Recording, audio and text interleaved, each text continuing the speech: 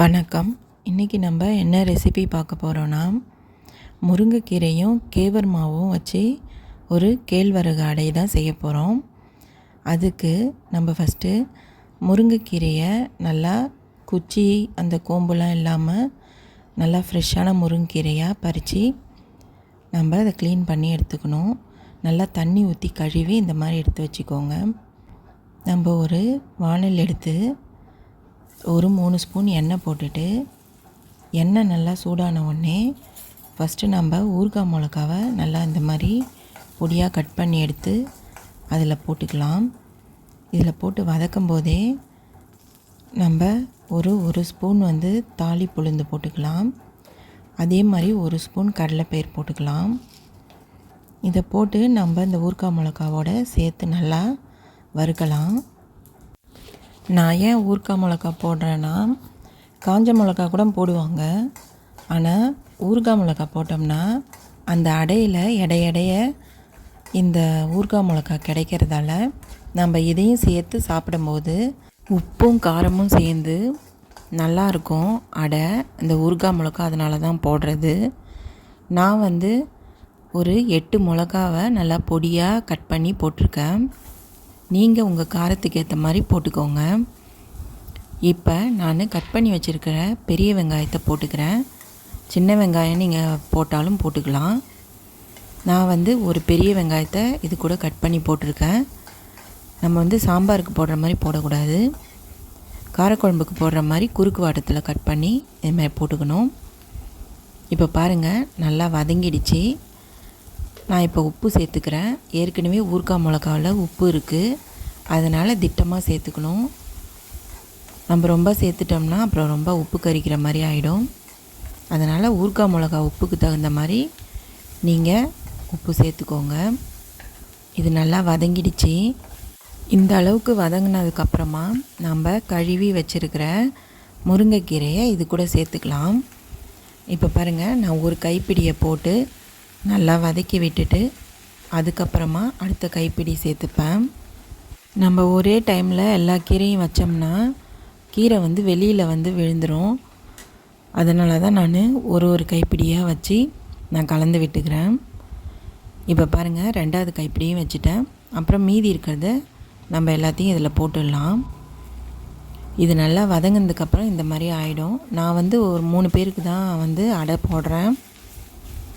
அதனால் நான் ஒரு 2.5 கைப்பிடி அளவுக்கு கீரை எடுத்துக்கிட்டேன். இந்த மாதிரி வதங்கினதுக்கப்புறம் நம்ம ஸ்டவ் ஆஃப் பண்ணிடலாம். ரொம்பலாம் வதக்கணும்னு அவசியம் இல்லை. இந்த மாதிரி கலர் சேஞ்ச் ஆச்சுன்னா போதும்.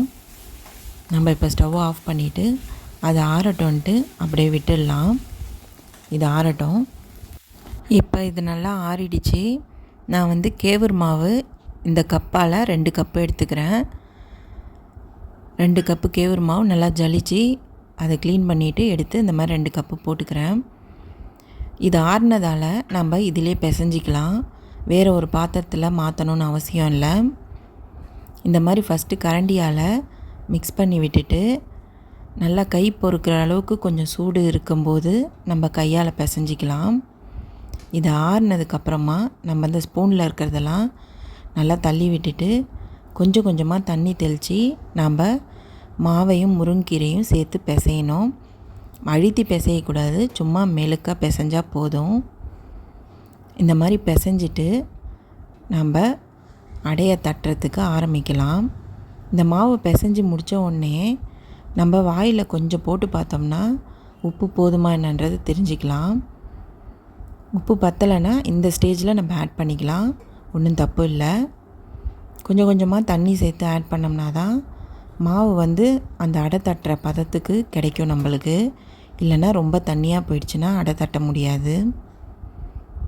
இப்போ பாருங்கள், நான் ஃபைனலாக தண்ணி ஊற்றிட்டு இதை பிசைஞ்சு முடிச்சிடுறேன்.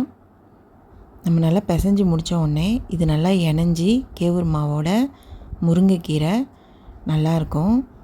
இதை நீங்கள் டின்னர்லேயோ அல்லது பிரேக்ஃபாஸ்ட் டைமோ அல்லது ஸ்நாக்ஸ் டைம் அப்படி எந்த டைமில் வேணாலும் நீங்கள் இதை செஞ்சு சாப்பிட கொடுக்கலாம்.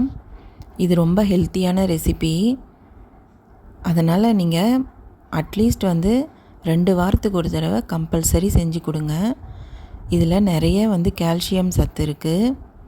முருங்கைக்கீரை பொதுவாகவே இரும்பு சத்து நிறைய இருக்கிறது. அதனால் நீங்கள் 2 வாரத்தில் ஒரு தடவை கண்டிப்பாக இந்த கேவுரு அடையை செஞ்சு கொடுங்க. இப்போ பாருங்கள், நல்லா தண்ணி தெளித்து இதை இந்த பதத்துக்கு பிசைஞ்சாச்சு. அவ்வளோதான். இது ஒரு சிலர் துணியில் வச்சு தட்டி அதுக்கப்புறம் தோசைக்கல்லில் போடுவாங்க.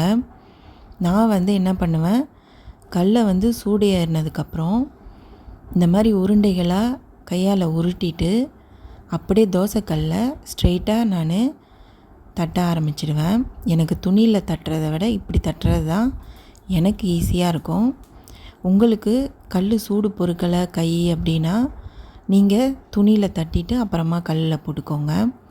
இந்த மாதிரி சின்ன கப்பில் தண்ணி எடுத்துகிட்டு நான் இது மேலே இப்படி போட்டு இப்படி தட்டி எடுத்துருவேன்.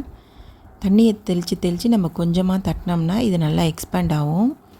அப்படியே கையால் தட்டிட்டு நம்ம விட்டோம்னா சூப்பரான கேவுரு அடை ரெடி. இப்போ பாருங்கள், லைட்டாக தண்ணி ஊற்றி திருப்பி நான் தட்டுறேன். கொஞ்சம் கொஞ்சமாக அடை பெருசாகிறதுக்கு நம்ம லைட்டாக தண்ணி ஊற்றி இந்த மாதிரி தட்டிட்டு நம்ம எடுத்தால் போதும். அவ்வளோதாங்க. இப்போ இது நல்லா ஒரே மாதிரி ஈவனாக தட்டிட்டேன். இப்போ நான் இதுக்கு மேலேயும் சைட்லேயும் எண்ணெயை போட்டுக்கிறேன். இது தட்டி முடித்ததுக்கப்புறம் நம்ம எண்ணெய் சேர்த்துக்கலாம். இந்த கேவுரு அடை செய்யும்போது நம்ம எப்பயுமே அடுப்பை மீடியம் ஃப்ளேமில் வச்சுக்கணும். ஹை ஃப்ளேமில் வைக்கவே கூடாது. லோ ஃப்ளேமில் வச்சா ரொம்ப டைம் ஆகும். அதனால் மீடியம் ஃப்ளேமில் வச்சு இந்த மாதிரி நம்ம அடையை தட்டி எடுத்துப்போம். இப்போ பாருங்கள், எண்ணெயை நல்லா தாராளமாக ஊற்றிட்டேன். இந்த அடைக்கு எண்ணெய் நல்லா தாராளமாக ஊற்றுனீங்கன்னா அடை இன்னும் நல்லா டேஸ்ட்டாக இருக்கும். இப்போ ஒரு பக்கம் வெந்துடுச்சு. இந்த மாதிரி கலர் சேஞ்ச் ஆகும் வெந்துடுச்சுன்னா. இப்போ நம்ம அப்படியே மெழுக்க அதை திருப்பி இப்படி போட்டுடலாம். இந்த மாதிரி போட்ட உடனே இப்போ திருப்பி ஒரு தடவை எண்ணெயை நான் இது மேலே கொஞ்சம் ஊற்றிக்கிறேன். இப்போ பாருங்கள், இது கலர் சேஞ்ச் ஆகிருக்கே தவிர தீயலை. ஏன்னா மீடியம் ஃப்ளேமில் அடுப்பு இருக்கிறதால தீயாது. ஹை ஃப்ளேமில் வச்சிங்கன்னா கண்டிப்பாக வேவாத மாதிரி அங்கங்கே தீஞ்சு போயிருக்கும், வேகாது சரியாக. இந்த மாதிரி திருப்பி 2 தடவை இப்படியும் அப்படியும் போடுங்க, உடையாமல் பார்த்துக்கோங்க. இதே மாதிரி நம்ம எல்லா கேவுரு மாவையும் நம்ம உருட்டி இந்த மாதிரி தட்டி எடுத்துட்டோம்னா நம்மளுடைய ராகி முருங்கைக்கீரை கேழ்வரகு அடை ரெடி. எவ்வளோ சாஃப்டாக இருக்குது பாருங்கள். இந்த அடை நைட்டில் நம்ம செஞ்சு மீதி இருந்துச்சுன்னா நம்ம காலையில் கூட சாப்பிட்லாம்.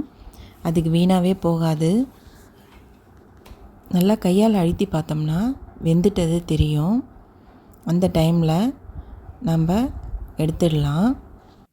இது கூட நம்ம சட்னியோ அல்லது சாம்பாரோ தொட்டுக்கிட்டு சாப்பிட்ணுன்னு நினச்சா கூட நம்மளுக்கு தொட்டுக்கணுன்னு தோணவே தோணாது.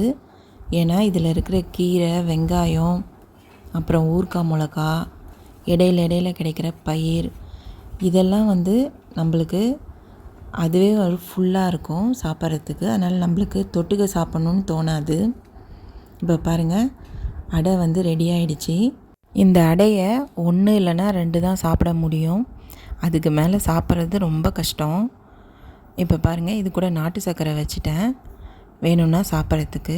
நீங்களும் ட்ரை பண்ணி பாருங்கள். இதே மாதிரி உங்களுக்கும் பிடிக்கும். தேங்க்யூ.